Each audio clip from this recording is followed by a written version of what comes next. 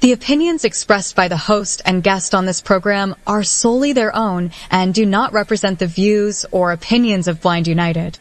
We strive to provide diverse perspectives and discussions on our platform, but the opinions expressed should be understood as personal viewpoints and not reflective of Blind United as an organization.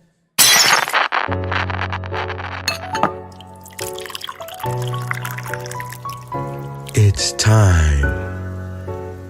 It's time for coffee time. Coffee time. Coffee time. Coffee time. Coffee time. Coffee time. Coffee time. And here is your Coffee Time crew.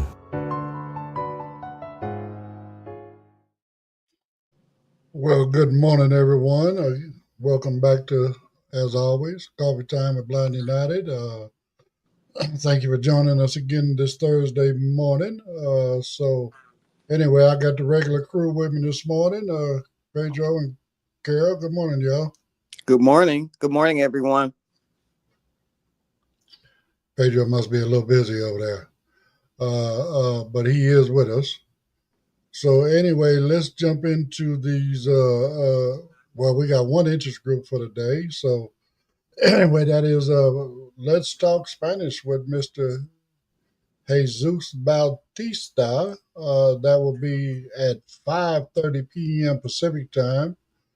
Of course, in his time zone, that's 6:30, and Carol's 7:30. So, but anyway, yeah, no, it's a nice way to pick up some, conversational Spanish phrases and, just terms and stuff that you can use to greet your neighbors or, folks in around town. There's a lot of Spanish folks that, may not speak a whole lot of English, but definitely appreciate our effort to try to, understand and bridge that communication gap with them as well. So, again, if you'd like to pick up some of that, come on out and hang out with us at, like I said, 5:30 p.m. Pacific time, and we'll make all that happen.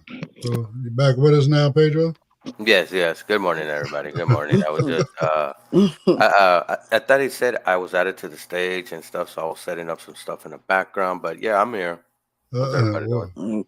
Well, I had added you to the stage and they kicked my microphone out. So, but anyway, moving on, we're going to jump off into these articles. I did my best to close the week out without trying to talk about that little orange monster, and I think I succeeded. These articles are not directly related to him at all. Actually, this first article is a piece of technology I ran up on that's is going to help our visually impaired students and so on and so forth, more so the students. So anyway, let's check this one out and we'll talk about this tech on the other side. Good morning, Blind United crew. Let's pour our first cup and zoom in on a fascinating piece of assistive technology that's making waves.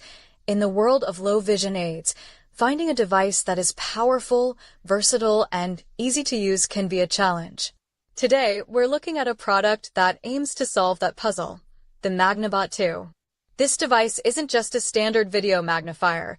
It's a robotic camera designed for both tabletop and distance viewing, offering a remarkable level of flexibility for users with low vision. Its main selling point is simplicity and compatibility. The creators of MagnaBot 2 understood a major frustration for many users: software installation and IT support. Their solution was to design a device that requires no additional software. It works seamlessly across almost any platform you can think of: PC, Mac, Chromebook, and even tablets like the iPad and Android devices. You simply connect it and it works through your device's web browser, eliminating a significant technical barrier for many people. The dual functionality of the MagnaBot 2 is where it truly shines. In its tabletop mode, it functions as a high-quality magnifier for reading books, mail, medication bottles, or engaging in hobbies that require fine detail. It features high-contrast color modes and variable magnification levels, which are standard in modern magnifiers. However, with its robotic camera head, it can be remotely controlled to look around a room or focus on a distant object. For a student in a classroom, This means they can use the same device to read a textbook on their desk and then, with a simple command, pivot the camera to view the whiteboard or a presentation screen across the room. This seamless transition between near and distance viewing in a single, portable unit is a significant step forward. The implications for independence are substantial, but it's important to address the financial investment. The MagnaBot 2 is a high-end piece of assistive technology with a price point of approximately $2,995. For many, this cost is a significant barrier. It is crucial for potential buyers to explore funding options through state vocational rehabilitation agencies like the Department of Rehabilitation, DOR, or through school districts and insurance providers. The investment provides a level of freedom that can be transformative. An employee could use it to view a document during a meeting and then aim it at a PowerPoint presentation without needing to change seats or use multiple devices. By removing the need for proprietary software and working on the devices people already own, the MagnaBot 2 represents a move toward more integrated and less complicated assistive technology, justifying its price for those who can secure funding. It focuses on empowering the user by providing a powerful tool that adapts to their environment. Devices like the MagnaBot 2 are changing the game for accessibility. Do you use a video magnifier, and what features are most important to you for daily living? Share your experiences in the comments. Now back to the Coffee Time crew for their thoughts. Well, I mean, again, it sounds like it's something really, really promising. I mean, it almost sounds like that device you got, Pedro. What is that? The gimbal? You know, I mean, it don't have your phone where you're attached to it, but just something that you can control remotely, like you can control your gimbal with the, with the little joystick. But being the control from your device, and being able to focus that camera on whether it's something on your desktop, tabletop, or whether you're trying to focus on something across the room. It just makes a lot of sense for people with low vision. So, I mean, I like it. I don't like the issue of the price of, man, you might well call it 3,000 any way you look at it, but at the same time, I like the open source, being able to, just use it through whatever device you may have. We was actually just having that conversation in one of our interest groups last night about, all these things wanting to be proprietary, whatever. But again, I'm glad to see that, some of these lines are now being softened where we can, have devices that we can use on whatever device we choose. So I don't know. That's what I got on it. What you got, Carol? I know Pedro's got some more, but for me, I feel like it kind of reminds me of my CCTV, where I could put either a document down on it or a pill bottle or, what. Now that feature sounds like it's a little bit more promising because the pill bottle is rounded compared to the CCTV, and I have to use something that's flat that would be easier for it to read. But it sounds like, the capabilities of it being compatible to a lot of the screen readers that are out there. And, to me, it just sounds like a new wave CCTV.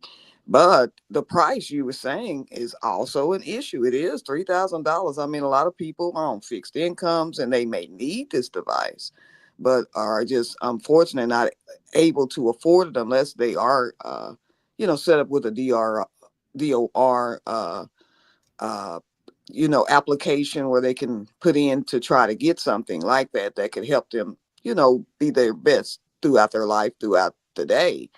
But it's like you both gentlemen have said, the best time to be blind is now because they have so much adaptive technology that can help us, just maneuver through our lives a whole lot easier.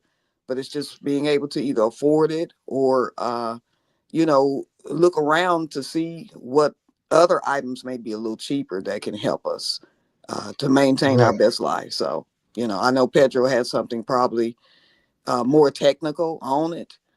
Might have heard about the device itself. I have not heard of it, but I think that it would be, really helpful for someone who either can afford it or are gifted with that to, maintain their best independence.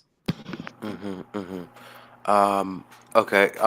Yes. A couple of things they could have done it, and to make it cheaper, that they could have done a couple of things instead of just concentrating on, let's say, blind individuals. They could have concentrated on seniors, people that are still able to see, but they need so much glasses, or they need a surface where they could put their material, have a light, and have a camera, and marketed it to more like regular people, so they could bring down the price and maybe even sell more. But that aside, the price range is too high. It is a glorified CCTV. I'm not saying this is not useful so for somebody blind, but the affordability is up there. Even if you work, you have to still invest in it.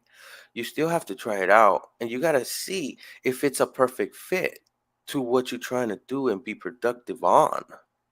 That's another thing that sometimes us as blind people, we have to put something to the test to see if it works for us. It's not a all fit and that's it.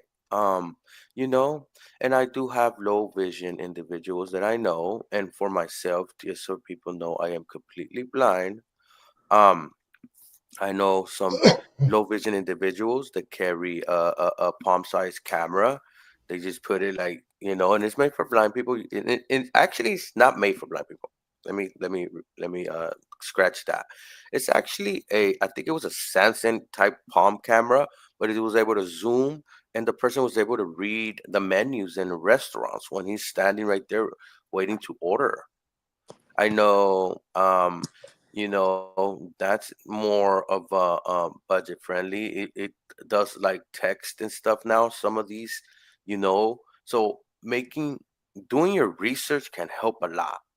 For like CCTV examples, I know someone that he has a small camera. Literally, the camera could fit in your palm, right? But it comes with a little tripod. And the tripod folds up.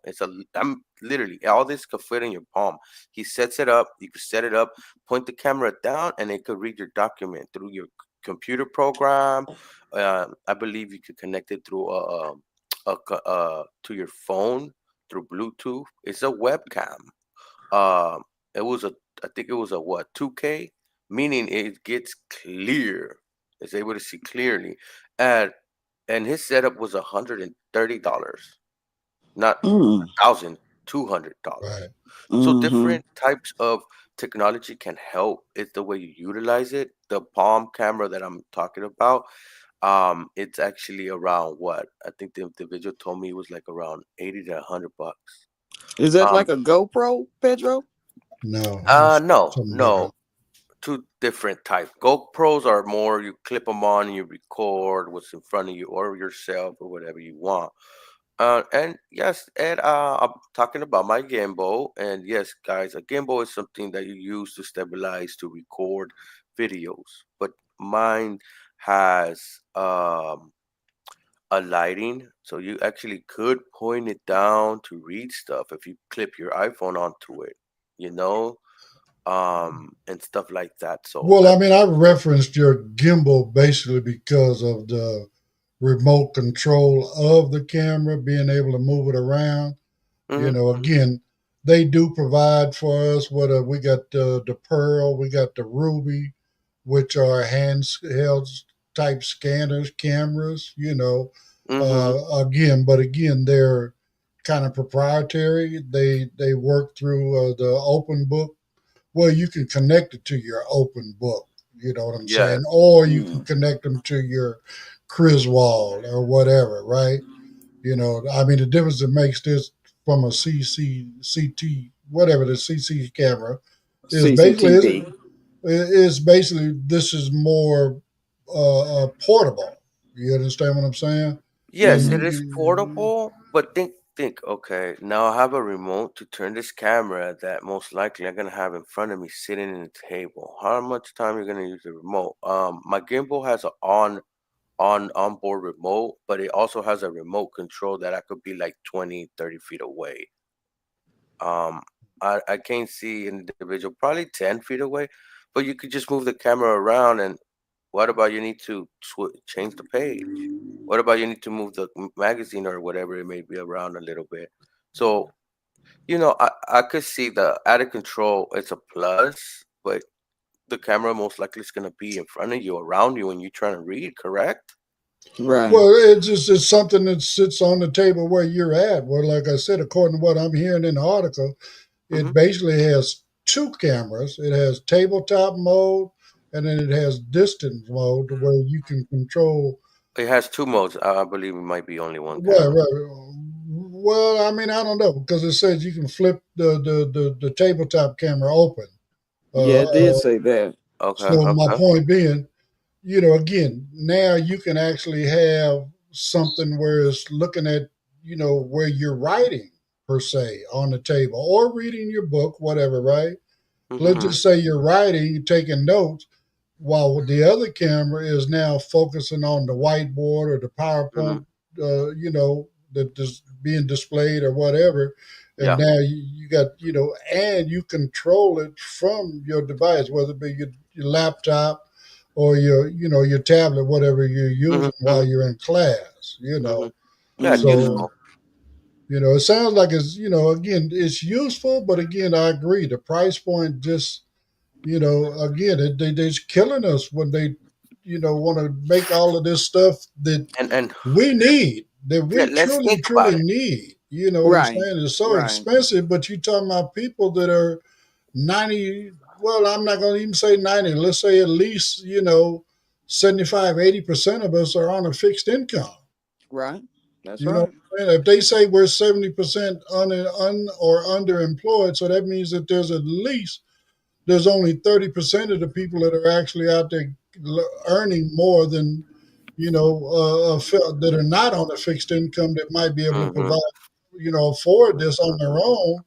But again, chances are it's still out of their range because, I mean, come on, unless you're making, $40,000, $50,000 a year, can you really afford something like this? Mm-hmm. Mm-hmm. Mm-mm. So okay, two cameras. I get it. Bam. Right? It gives you most likely lighting. You might need a little bit of lighting. I don't know if it mentioned the lighting. I was having some background issues right here in the studio, but you know, uh, um, justifying that as a student, yeah, the DOR may help. You might have to justify that. A good justification. But you look, think about it. You could get a monitor for like 30 to 50 bucks. A monitor that might be a 2K or 1080p. You could get a camera for like 120 that I was saying, right? And if you Mm-hmm. wanted to add another camera, another 120. Where are we at right now? 300-400 bucks? Yeah. Okay, but are you going to carry that TV in the class with you? It's people. I'm just saying. Let's just start at that point, right? Again, remember this is about students being portable, being able to take it to Yeah, these class little with them. monitors are portable. The new monitors they got on the market, they ain't bulky. They're slick and slim. I'm just saying, look at the price range of this technology and look at the far out sense of their pricing. I'm saying they could have probably made it slightly cheaper. I mean, I get what you're saying.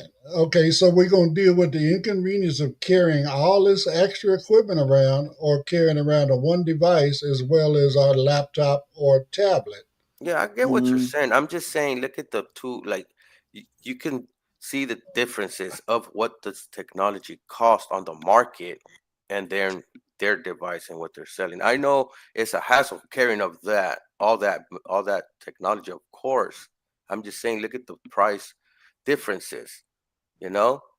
I got you, but They I probably mean, were I able to operate make I that device I way, operate on the way, mode way like cheaper. this. I operate on the mode like this. When I was coming through the program and doing all of this other kind of stuff, when I was dealing with rehab, they want to give me this device to do that device to do this device to do something else. Bottom line, I'm not going to walk around with a backpack full of devices. I want, as Yeah, much, I feel you. I keep don't it want as to have, simple as possible. You Yeah. right, know, I right, mean that right. stuff is And heavy to begin with. and What that's what this does as far as what I'm okay. understanding. You know what I'm Yeah, what saying? I'm trying to get Yeah. across is they could have made it cheaper is what I'm trying to get to the point. Well, but that's the problem, Pedro. Whenever Mhm. they're trying to provide equipment that they believe we need, which we do, okay, now they want to make everything that's really out of our price range, and because why? They want us to lean on the state and federal whatever to provide this stuff for us, right? But Mhm. I mean, like right now, let's take Lord, here we go. Now you're bringing this little orange monster into the mix. I mean, with all of the services and funding that's getting cut, we might not be able to get that stuff anymore. That's You know what I'm right. saying? So, I I mean, mean, again, we we had might ran. be forced to go that other direction. But again, if you want us to use your device, well, then you need to make it more affordable to us. You know what I'm saying? Mhm, Like mhm. I Or had at least shared, offer a payment plan. You know what I'm saying? like Something. I had shared yesterday, even though I was losing my sight, it was certain items I needed for my job. But me just trying to get them myself through like the steps that we have to take, I couldn't get it. My supervisor had to write a letter in order for them to give that crucial computer system setup, scanner, all Uh-huh. of this stuff that I needed to get me to just do my job efficiently like I was prior. And Well, sometimes it takes a ladder to do that. But Well, I mean, it does. But again, and I'm going to close with this one because we beyond our time slot here. But again, yes, especially when you're trying to get the job to pay for it, but when the job will not, out here, my information that I'm receiving out here is that rehab will do whatever they can to make sure you get the equipment you need to maintain your employment, whether it's the job paying for it or they have to pay for it. Their goal is to keep you on the job. So, right, right. that being said, let's move on to the next one. Pedro, you want to drop a couple promos on us, and we'll get into the next one. If you'd like to know more about Blind United, you can visit our website at blindunited.org. You can email us at info@blindunited.org. You can call us at 909-846-8825. You can follow us on Instagram at Blind United Interest Groups. You can follow us on X at Blind United 22. You can watch our YouTube channel, Blind United. You could join our Facebook group, Blind United Interest Groups, or you can follow our Facebook page, Blind United.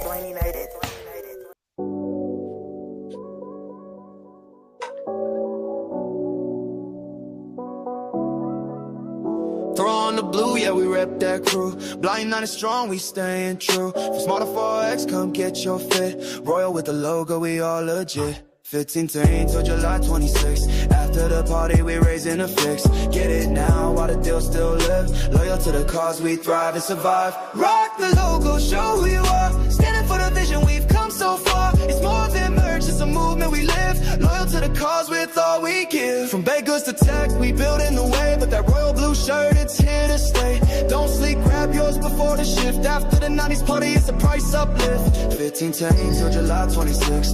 After the party, we raising the fix. Get it now while the deal still live. Loyal to the cause, we thrive and survive. All right. Well, if you haven't got your T-shirt yet, please do. Especially while we got it for this introductory price. You'll notice in all of our emails and stuff right now that all the information you need to purchase your T-shirt is there. The order form as well as payment information. How you can pay for your shirt, and as soon as we receive confirmation that you have paid for your shirt, it will get mailed right out to you. So anyway, this next one is a little crazy. I know we've been going back and forth with this one for a while, as far as TikTok. This is all about TikTok, and people not wanting to. Well, American government, I guess, doesn't like the way the Chinese companies are operating TikTok, and if we want to keep it here, then they want TikTok to sell the company and all that other kind of stuff. So anyway, here's the latest on that, and we'll talk about it on the other side. All right, Blind United crew, grab your next cup. We're scrolling into a topic that could fundamentally change the social media landscape for millions, with major implications for our community. The ongoing saga surrounding the ownership of TikTok in the United States appears to be heading toward a dramatic conclusion. It is looking increasingly likely that any sale of the popular social media platform will force its 170 million American users to download a completely new app, potentially within a few weeks. This isn't just a simple update. It could mean an entirely different user experience from the ground up. The core of TikTok's success is its powerful and secretive algorithm, which determines the content on each user's For You page. Experts believe that the Chinese parent company, ByteDance, will not include this algorithm in any sale. This means a new American-owned version of TikTok would be starting from scratch, trying to learn user preferences all over again. For most users, this is an inconvenience. For creators and communities, it could be devastating. For the blind and visually impaired community, the stakes are significantly higher and center on one critical word: accessibility. Over the years, under pressure from disability advocates, TikTok has integrated crucial accessibility features. Point 1 These include screen reader compatibility, auto-generated captions, text-to-speech functions, and warnings for photosensitive content. These features, while not perfect, have made the platform usable and have allowed blind creators to build communities, share their talents, and advocate for disability rights. A brand new app, likely rushed to market to retain users, raises a serious red flag.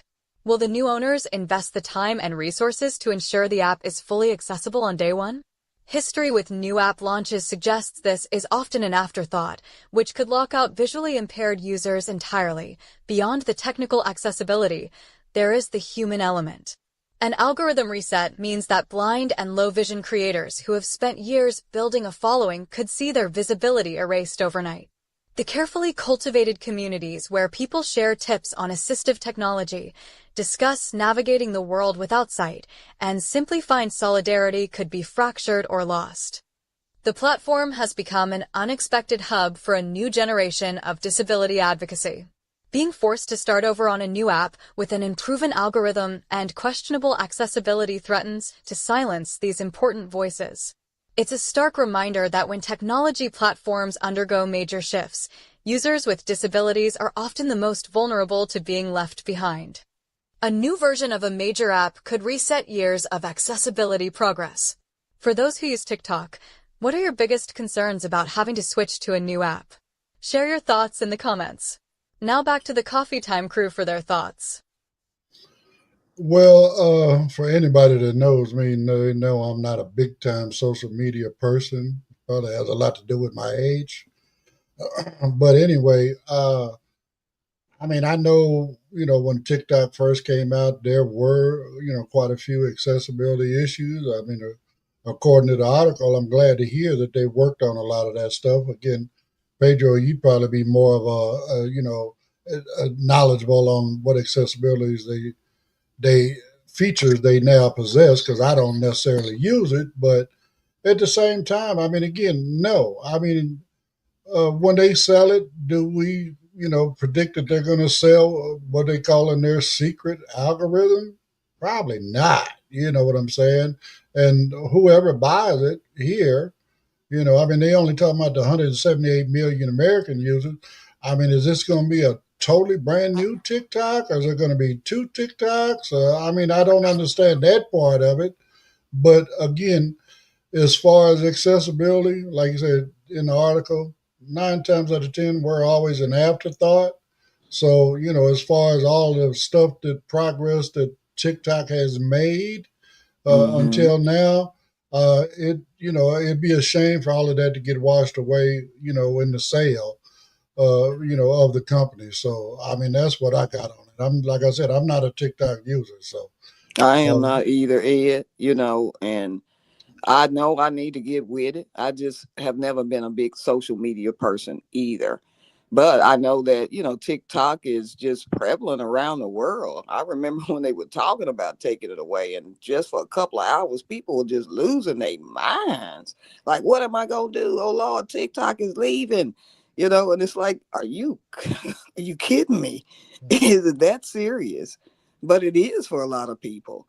And it's a Yeah. way that they can get, a lot of things that they need to have advertised out there, all these videos, different little dances, and this, that, and the other. I've heard about it. I've been around people that use it on a daily basis. I mean, it's meditation for some people. I've known people, even though it's dangerous, they are on TikTok while they driving. They get recipes and all different types of things off of TikTok. I unfortunately have not graduated to that place, but they do need to always have some type of protocols, provisions, regulations, this, that, or the other, as if with every other platform. But I mean, I'm sure Pedro's more techno, you're more youthful, and it's just the way into a lot of things that everybody's doing. But for me, I'll do good if I can just get a Facebook account. Well, I mean, aside from the standard TikTok user, again, just like with other social media platforms, you know, a lot of people are making money off of this stuff. They've turned that Mhm. into their, to Their their business. their job, their business. So, I mean, again, when you changing all of this stuff up, it's gonna hack into their income as well. So, anyway, go ahead, Pedro. Um, yeah, I've been in different social medias. I work within multiple social medias. The comparison between the Reels, TikTok Shorts, and YouTube Shorts, it's it's noticeable. Um, I can be liking things on my TikTok. It will start understanding what I like, putting out stuff that I like. All right. And other social media, when it comes to what you like, they start showing you, but they start sprinkling other things that are not even relevant to you sometimes. You know, you get more of what you're in. So if you're into, per se, recipes and essential oils, it will start recommending more of those, a little meditation and little stuff like that that will fall within that category. But in others, it I don't know, it's not the same. It's not the same. It's curated differently. TikTok's algorithm is more of a number based than a reaction based. You get what I'm saying? Uh-huh. What Facebook and other social media has been caught doing is trying to get you to react. Yes, Mm. you might catch some videos that are way out there and talk about some stuff. TikTok has one of the highest. Uh, um, you can't even say the word. Uh, great.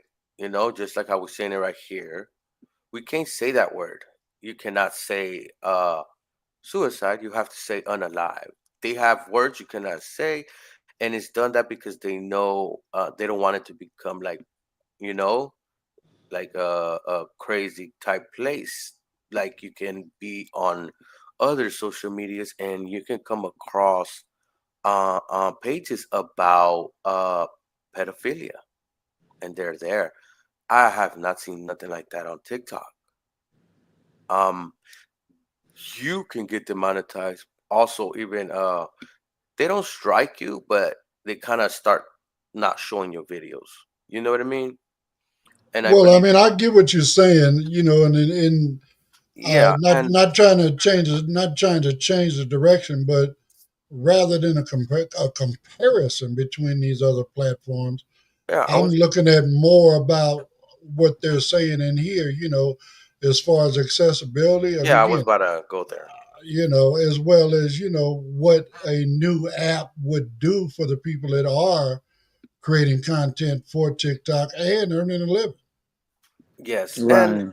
to clarify what they're meaning about accessibility, um, you may be a low vision user, a high partial, you will get around there okay. Being a low partial, it's the app is not accessible. Um, There are unlabeled buttons, unlabeled images. They don't they don't have some exit buttons. Buttons are not labeled as well. When they talk about text to speech, it's a feature that when you create a video, you could write in text in your videos, right? And then you hit that text to speech and it will put a voice to it. But if a creator that is not blind creates something, doesn't even use it, and doesn't even, it's just a feature like a feature would you have in your camera, basically. It's not an accessibility feature. I've seen an accessibility section. I have turned on the accessibility features, but I cannot control my users, my followers. I mean, I cannot take them off if I don't want to follow a person. I cannot adjust that. When it comes to messaging, they things are labeled, but buttons are not. Names are labeled, but trying to delete a message completely blind, undoable. It's like the story said, we're always the last resort of what they think about. Even my visual friends and family that use TikTok, I've had them turn on, voiceover, and like you were saying, Pedro, trying to scroll through, it'll say button, button, but it won't tell me what the button is. And all I'm trying to do is just get a descriptive picture mentally in my mind of what this video entails. Are they dancing? Are they eating? Especially during the silent moments. And all of that stuff is frustrating when you can't navigate something that Yes, should yes, seem and so easy to maneuver through, especially as ah, big and widespread of a platform that it is. It needs to be yes, more user friendly and for us. and I send emails to them. I explain the bugs. I explain the unlabeled buttons. I've been emailing them as I do Facebook and Apple as well when it comes to certain things. But I've been reaching out to TikTok and no improvement. Sometimes things end up breaking. They don't fix them, and I don't see where they're trying to excel in accessibility. Okay, So the they're article apart. is so the article is false on that Yes, pretense where yes, they it have is. made all of these strides towards accessibility. Yes, they might have labeled elements, but when it comes to buttons or navigating their TikTok store and trying to switch over, oh my God, it's frustrating. And I have a partner that is visual as well, and she has problems the same as navigating this application. So I emailed their team, never got back at me. So, you know, it's a little misleading, the article. I seen the strives of a comparison is will be Instagram. Instagram has somewhat adopted some of the Facebook type of scrolling and stuff, and it's been a little more accessible friendly now. You But know, that makes sense because now Instagram is Meta. yes, So that and makes we've been sense. pushing back on Meta. We've been pushing back on Meta as a blind community and using because even even Meta ends up messing up their app like Facebook. That sometimes certain elements are not labeled, or they're labeled and then the next update they're unlabeled, or there's a new bug or something ain't working right with voiceover. You know what I mean? So it's a work in progress, but TikTok is not fully accessible. If somebody's trying to use it, I kind of tell them it could be frustrating. I turn off voiceover sometimes when I need to start scrolling and doing stuff, and I have to turn on voiceover, and I already know some of the layout, and I'm completely blind, and I have to turn off voiceover to maneuver the app. It tells you how subpar the accessibility is. Mm, Yeah. mm, mm. Well, that doesn't sound like a good thing. I mean, again, I'm sorry that the article is misleading, Yes, and but also, uh, because I know we're about to move on, and being a blind content and having my followers on TikTok and them switching over to a new platform or new application has big implementation. The app, like the article states, it might not be accessible. We might not be able to integrate our followers into this new app, and if there is a way to, it might not even be accessible to us. well, And I us well, I know it's being not mean, for blind me. creators, we have a small community, and following that community, I've done it through different apps, other social media apps like Varel, like Dabble. like Clubhouse, like TikTok, like Snap. There's been multiple platforms, but sometimes it keeps evolving, and the Blind community moves on. So it's difficult to kind of pinpoint unless you in that know already. So Well, I mean, again, just the fact that coming with a new app and and not being able to how can we say roll over, transfer whatever followers, subscribers you already may have. Not if that doesn't go to the new app, then bottom line, you're starting all over again, and that's not a good thing. So, and I reached nationwide. I gave out our resources to people in Florida, UK, people. When I talk about like Blind United folks, I passed the mission, and some people want to know more. And losing all those followers, some people don't even know about these resources, and I'm glad to spread the word myself right. as well. Right. So, well, we'll look and see what happens. Like they said, they just talking about it looks like that's the direction they're going to be going in. So, we'll just have to follow it and see what happens. And, because big money folks are going to do what big money folks do. So, True. anyway, let's jump into a couple more promos and we'll do our last article. Did you know Blind United offers free training in assistive technology? We call them interest groups. We offer training in JAWS, NVDA, iPhone, iPad, as well as Meta Ray-Bans. We also have groups like support group, cooking groups, and crafting groups. There are also groups for entertainment like movie night and RS game night. For more information about all the interest groups that we offer, just email us at info@blindunited.org or visit our Facebook group, Blind United Interest Group. We would love to have you be part of the Blind United crew.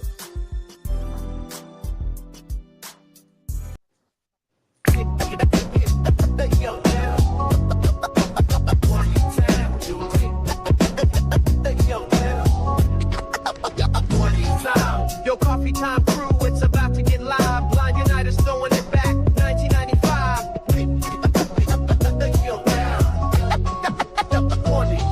On July 26th, the place to be. From 1 to 6, come and party with we. Just 20 to 5, that's all you pay. To vibe with the drive the 90s way. Tootsie Roll, Running Man, and the Roger Rabbit. Biggie on the track, and we gotta have it. Stone Cold The Rock, bringing all the hype. Snapbacks, cross colors, the 90s type. So call your crew and step through the door. Blind United's 90 jam, can't ignore. Saturday the 26th, it's going down. Where the love is loud and the beats astound.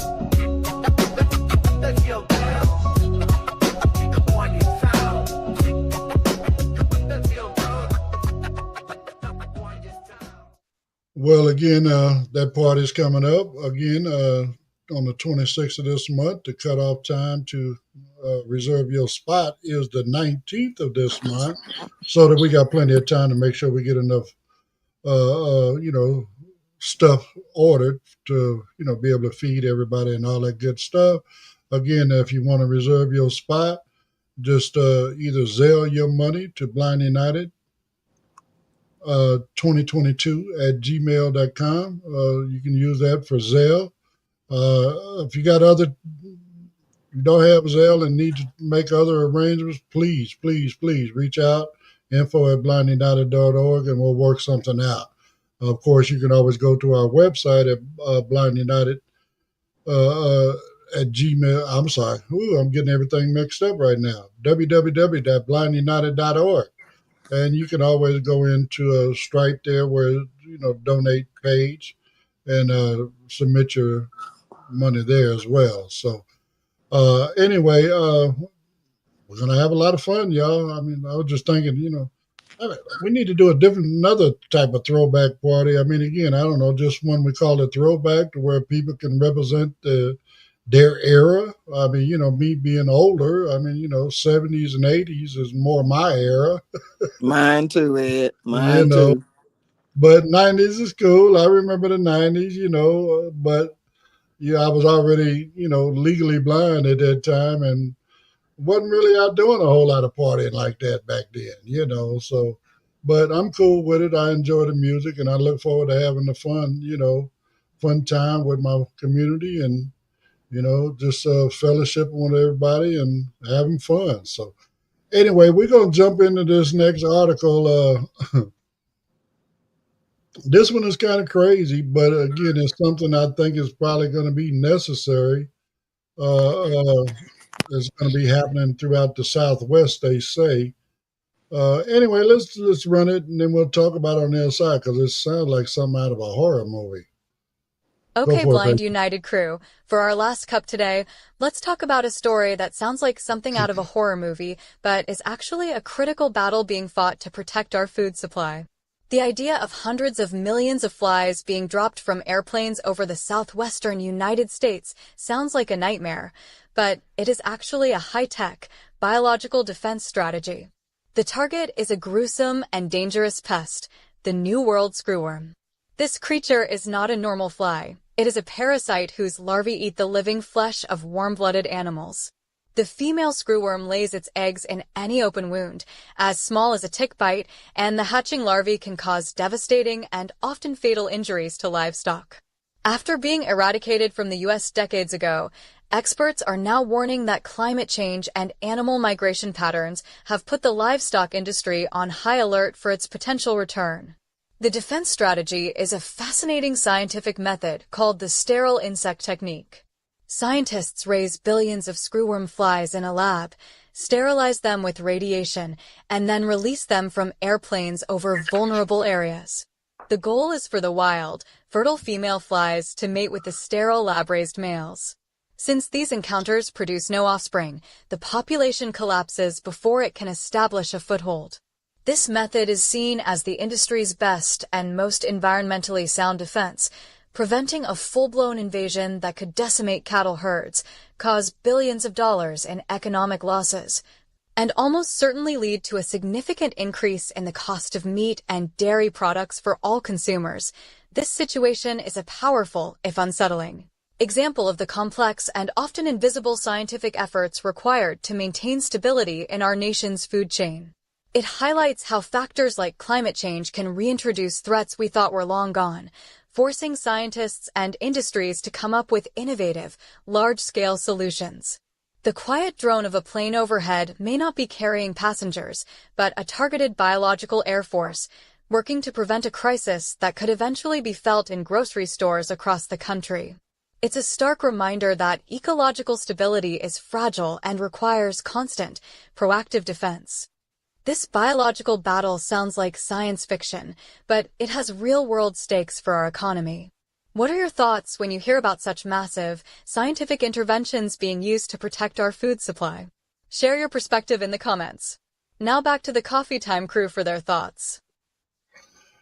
I mean, this, again, this sounds, really, really crazy, but, if it's going to help us protect our livestock, and it's not just our livestock as well. I mean, you think about it, it's our pets and all of that kind of stuff, that, they might get an open wound or something, and now they got these screw worms coming in there laying their eggs in that wound. And, so again, it's not just about our livestock, although our livestock is very important, especially in today's world. That's all we need. I mean, we just got through dealing with, what was it, a bird flu, and all of the chickens dying off and causing the eggs to start going up and all that other kind of stuff. We don't even need another excuse for corporate America to raise hike prices and blame it on something like this. I mean, because they'll do that too. We've seen that very much so throughout our history. But again, it just sounds crazy, man. Thoughts that run in my head. I hope they've done enough testing to know that, that these, they say, sterilized males are still wanting to, reproduce with these sterile females. You know what I'm saying? Because that's what they're hinging all of this on, right? So, I just don't know that, once you zap them with radiation, do they still want to have sex? I don't know. We're banking on it. right? So, but Do we say that with the humans that have been probed? Nah, I just saying. Right, Pedro. you know, it's crazy. I mean, again, I mean, I'm sorry to say it, but we know that. I mean, I don't. Well, I guess I do know a few, but again, folks that have dealt with certain types of cancer and stuff like that got radiation. They can no longer reproduce. But if you base it on humans, at least the guys I know, they still want to have sex. So anyway, I don't know if that translates to flies. I don't know, but but again, if that's what's going to take to save our livestock and keep our cost of meat production and all that stuff from going up, hey man, I'm with it. You know what I'm saying? I just don't know. I mean, I don't know. Does these flies also attack us if we have an open wound? I don't know. So, but anyway, that's my thoughts on it. Go ahead, Kara. I hear you, Ed. I mean, you lost me when you said flies. Ugh. I hate flies, and me living in a climate where they are prevalent during the summer. Ooh, I just, I mean, I'm all for science. We need to have them try to do whatever type of experiments that they need to gather all the data that they can so that we can either be our safest or be pro-warned about any type of illnesses or diseases or things of that sort. But it sounds like they're going back to basics because, I mean, you think back how past our past, flies have existed. I'm sure everybody had to deal with it. Might have ate one and didn't know they did, but it was just around. So if they need to do whatever experiments they need on sterile male flies and inviting female flies, do whatever you got to just try to keep us safe. Well, I mean, I know that sounds horrific. Ugh. I mean, I know they've kind of applied this same process. Out here we were having a big fruit fly issue at one point. Another time we were having a big issue with a certain breed of mosquitoes that were really, really, really prevalent to carrying, Oh yeah, West Nile virus is big down here. All that kind of stuff, So again, my understanding they've used this same process, to try to resolve that problem. So, what you think about all this, Pedro? Yeah. Well, yeah. Testing and modeling and making sure that it does not interfere with the ecosystem. I know we want to prevent cattle and high prices, but we have to see, and I hope they're estimated how much they're gonna kind of prevent, because we do need that a little bit, right? Or do we need to extinct them? You know what I mean? They're part of the ecosystem. We probably could just to keep them away from livestock, do those areas. But even, with that, though, they might go on to the wild and continue on, and who knows the effects on later on. For example, I know they have the GMO seeds and the pollen and all that. I remember they were trying to keep some pollen separate, but with the air blowing and all that, and they did some mistakes they didn't account for, is what I'm trying to say. And things happened, so when it comes to experiments like this, having strict guidelines and not cutting what they're saying red tape or guidelines and rolling those back, I can see it being a good thing, as long as we know our research, Right.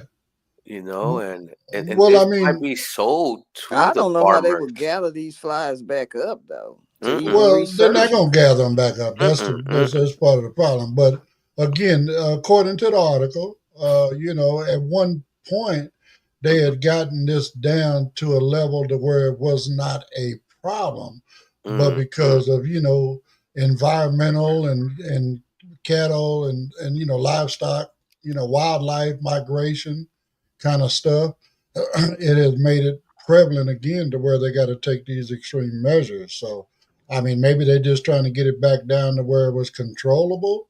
I mean, I don't know. Possibly. And that will be the logical thing to do, not to extinct them, or make it low in numbers. At least to something manageable. You know what I mean? Right, but right, they right, are right. necessary. We need them for our ecosystem. They've been around forever. So, if they need to run experiments on them, then do that. I just hope that they don't carry some type of disease that can be passed on to us. Because if I, got a little open sore and I'm trying to let it breathe and get a little sunshine, and a fly just lights up on my arm and starts, doing what it do, then what's going to happen to me? Right, right, right. I mean, again, and then when it comes to cattle and stuff like that, I mean, the cattle industry, they've dealt with stuff like this in the past. I mean, I've been watching a few different documentaries, about the history of cattle ranching and stuff like that. And they got where, like they do these dips where, they actually have a chute that the cow, I call it a chute, but it's basically just, they're being guided through a process where they are submerged in the water to kind of eliminate any parasites on their skin. You know what I'm saying? Okay. So I mean, so whether it's these sterile flies or whether it's a dipping process, I don't know. Maybe the dipping process might be safer for the environment. I don't know, but again, I mean, I think they need to look at it from all angles. And maybe approach it from, like I said, all angles rather than focusing all their attention on these sterile flies that, you didn't tell us whether they're going to have sex or not. So, I mean, again, but anyway.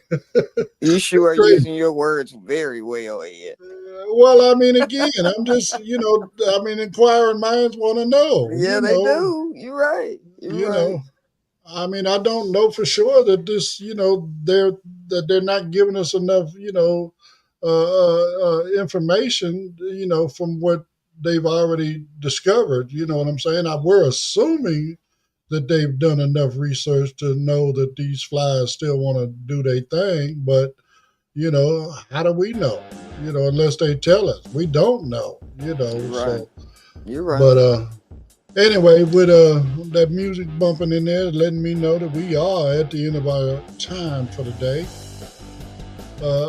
So again, first of all, a little programming note: we will not be here tomorrow. It is the Friday we'll be having our chapter meeting for more. Again, a lot of us are NFB, so tomorrow is my chapter meeting. So therefore, we will not be here for tomorrow, but we will be back with you again on Monday. I mean, the interest groups will carry on as normal, of course, but again, as always, if you like what we're doing here at Blind United, you want to support what we do, please, aside from, participating in the groups and maybe possibly buying a t-shirt, man, easy way to do all of this. It doesn't cost you a dime. We say it at the end of every show. Please like, subscribe, share, follow, comment, whatever it is you can do on whatever platform you're on. It really does help us to get the word out to more and more people. So if you would please handle that for us, we would truly, truly appreciate it. And most of all, we want everybody to enjoy the rest of your day. And as far as, just reaching out to your folks, like we would do normally tomorrow, enjoy your weekend, really. And please try to do what you can, And if something's going on where you may run out of a little sunshine, wherever you at, I invite you to try to find a way to create your own sunshine. It doesn't necessarily mean that the sun has to be shining down on you. It's just sunshine in your life. Brings a little joy into your life. Bring a little pleasure into your life. You know what I'm saying? Enjoy your, as we like to say here more especially, live your best life. You know what I'm saying? That's what we want for everybody to, supports who we are and what we do. You know, our community, the Blind United community, whether we call you the Coffee Time Crew or whether we call you the Blind United Crew, you're all family to us. And you know what I'm saying? I would really appreciate whatever you can do to help us out on a lot of this stuff. So I'm making my way to this button. I feel you. I mean, what you're putting out there is just genuine. And I'm telling you, from somebody who started out not knowing very much, and all of a sudden I'm learning and able to get outside. Ooh, it's so fun out there. Well, I'm just, all of it is because of Blind United. So y'all better get with it. Y'all gonna get left behind. Well, and that's what we're here for. We're just trying to encourage as well as, you know, help people get past whatever barriers they facing. So on that note, I'm on the button. Everybody, please enjoy the rest of, you know, your day. Enjoy your weekend. And we'll see you Monday morning. Have a great one.